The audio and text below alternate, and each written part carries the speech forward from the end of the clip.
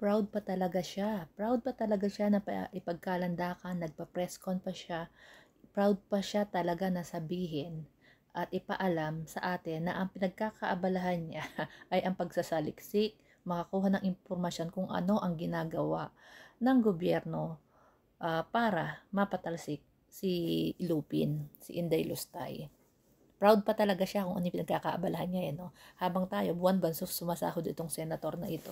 Sandali, i-check ko magkano ang salary ng isang senators. Ha? Ayon dito is 335,000 monthly. So, yan po ang pinapasahod natin sa kay Babalina, 335,000 monthly. Hindi pa kasama dyan yung kanilang pork barrel, yung kanilang kupit-kupit. Yan po ang pinapasahod natin sa kanila habang siya ay abala sa pagsasaliksik kung paano niya isasalba ang political career ni Lupin, ni Inday Lustay. Dapat lang pagplanuhan ng administrasyon para hindi na mapaalis sa pwesto ang ganitong klaseng politiko na lumalaklak po ng confidential fund. Plan A, Plan B, Plan C, kahit Plan Z pa yan. Dapat hindi na siya makahawak ng kahit anumang posisyon sa gobyerno. Sila nga, ang dami nilang plan, di ba?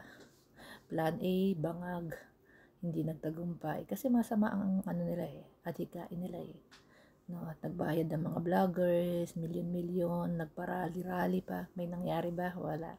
Plan A nila.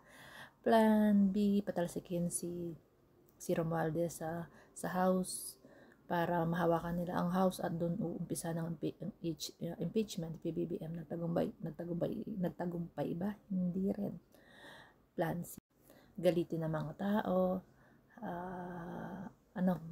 galitin ng mga tao para magwala, para magpunta sa mag-ed sa 3 daw yata. May nangyari ba? May pa online rally pa kayo.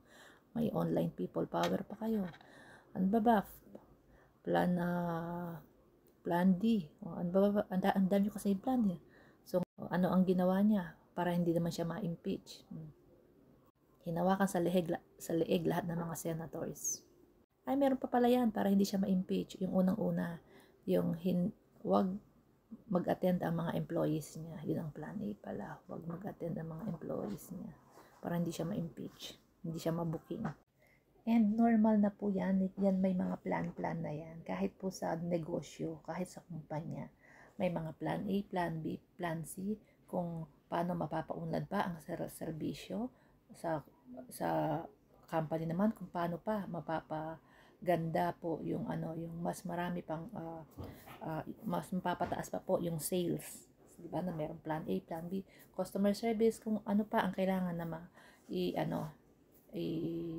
gawin para po mapaganda pa yung service, di ba? May mga plan A, plan B talaga yan, at kung sino yung dapat alisin, kung sino yung dapat baguhin, normal yan, Babalina, yung mga plan A, plan B, plan C na sinasabi mo.